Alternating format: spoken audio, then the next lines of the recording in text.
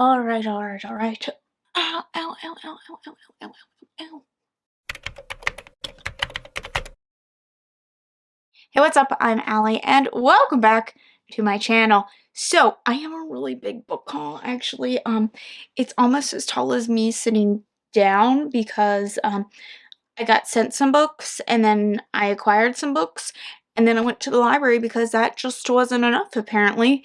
So I have a pretty big haul here today to talk to you all about. So, yeah, let's just go ahead and get right into that. Also, this is my second time filming this video. Do you think I'm going to remember any of the synopsises? No. Okay. For those who don't know, June is my birth month. And so I've kind of been treating myself as if I don't treat myself all year round all the time anyway, and bought a few exclusive editions of, one's a series and one is a duology that I enjoy. And these are both a Lumicrate, and when they announced them, I wanted them so bad. I was a little nervous because actually one sold out, and I thought I had missed it, but thankfully I got in there. And yeah, so let's talk about the first series that I got was the Bonewitch, the Illumicrate Bonewitch editions, and these are beautiful. This is about a girl who has necromancy magic, and she is feared, but also the world really needs this kind of magic, but it's a very misunderstood magic. And we already know at the start of this book she has been exiled for something. So we are going back to look at how she got exiled in the first place. The first one, I haven't read the other ones, but I have not seen anyone disappointed by this series, and it is a series that I really want to reread and continue. Absolutely love this when it came out. Actually, this was one of my first ever arcs that I got, and I loved it so very much. The Bone Witch, the Heart Forger, and then also the Shadow Glass. So again, these are stunning, beautiful, amazing. Then last year I read the We Hunt the Flame duology, and I was obsessed with it. So when they announced these are the ones that I sold out, and I thought I missed them. But the illustrations are also by my favorite artist, Monolime, I believe, is their name. But yeah, these are stunning. I love the colors. I love the sprayed edges. This follows several different points of views, but one of our characters, she is a hunter, and she's known for really being able to find things to the point where, like, she is the, like, sole reason her whole town is surviving at this point. But she is tasked to go find this place that, like, no one even knows if it's findable, and she is tasked with finding it to bring magic back. So she goes in order to find this. The thing is, an assassin has also been sent after her to kill her once she has found it, so that she won't get to bring magic back to the world, basically. So we follow multiple points of views, and it's so good. There's so much more happening, and these characters are amazing. I love this found friendship in this series. So then this is the sequel, Free the Stars, and again, just absolutely stunning book. I really want to display these. It might mean I have to move some things around in order to do it, but I want to do it. Another book that I bought in May was Hide, and this is the Literally Dead book club pick for June. And if you don't know, I am one of the co-hosts, and the Literally Dead book club is run by Kayla over at Books and Lala, if you don't know. But so we will be reading this. It's very short. I love suspense stories set at amusement parks, which is basically what this is. It's about there's this competition where you are playing hide and seek in this amusement park, and whoever, I guess, survives the whole thing gets a bunch of money. So we follow a girl who thinks she is going to win because she's really good at hiding, but she realizes pretty quickly hiding is not going to cut it if she actually wants to make it out alive. So it's really short, and the reviews coming in for this are really scary. So, I don't know if anyone has enjoyed this so far, but I am so intrigued, and that just makes me think that the Literally Dead book club discussion is going to be so fun. So, hoping I obviously need to read this very soon. And then I picked up, this was on a free shelf at the library to just take, yours to keep.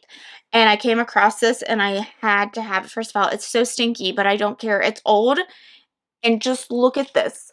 Look at this. Little Women. It's so old, but look at these colors. Look at these colors. It just fits right in, and it's got these beautiful illustrations on the inside, and it has a little like inscription to someone on it.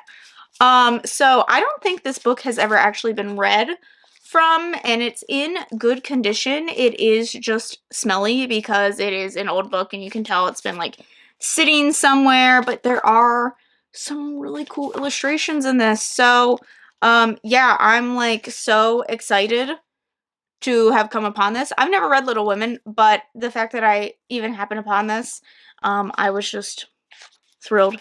So the Fairy Loot books last month, it came with 2 books. The first one was An Arrow to the Moon, and this one does have sprayed edges. I do believe that this is a retelling of Romeo and Juliet, some of my favorite, any Shakespeare retellings I love, but this follows he's really good with a bow and arrow apparently, and he's really enamored by this new girl at school.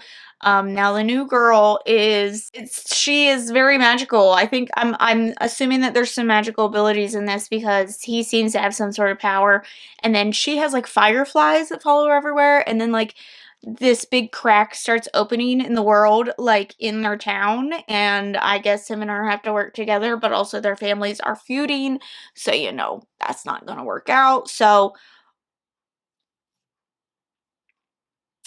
I'm just guessing at the synopsis, honestly. But the hardcover book was Blood Scion.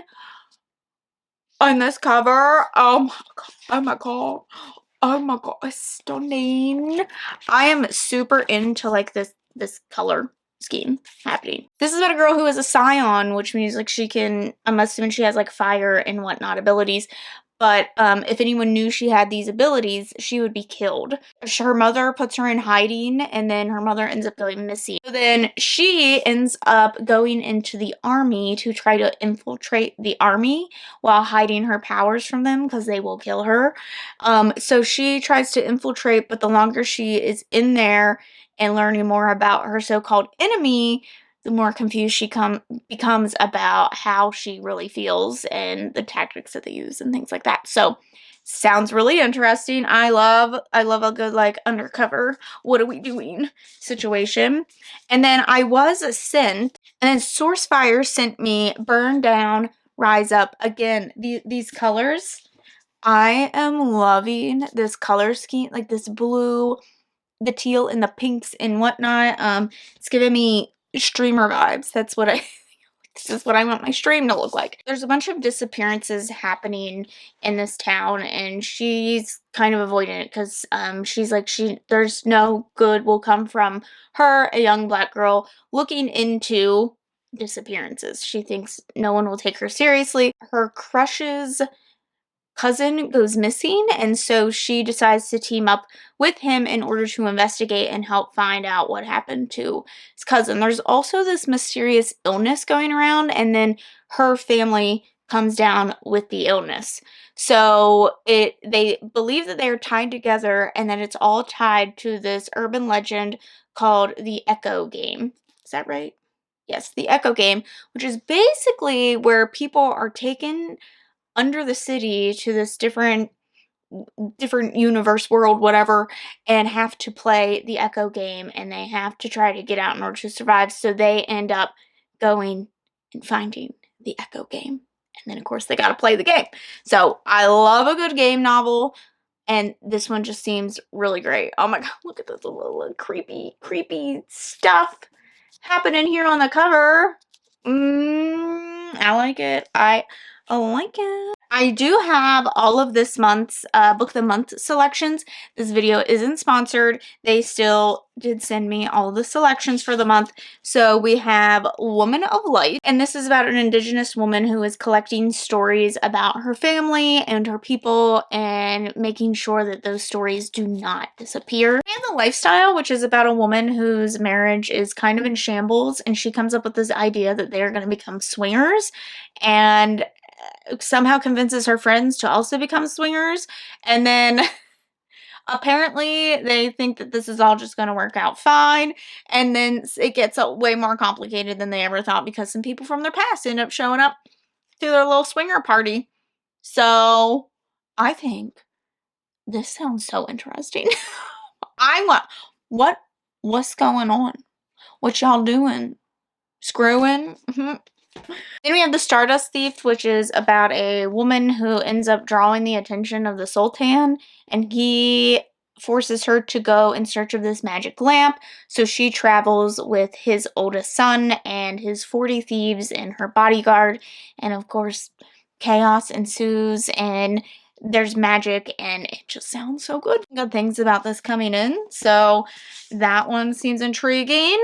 The Lies I Tell, and this follows a woman who is a con artist, and she's been kind of changing her identity and working her way to this one woman who she really wants to take down. She just really wants to get vengeance on this woman, and the more time she spends getting to know her, the more she starts to lose her goal of what was supposed to happen with this woman. So then we have Things We Do in the Dark, and this follows Paris, and I believe she is an actress. She's a celebrity.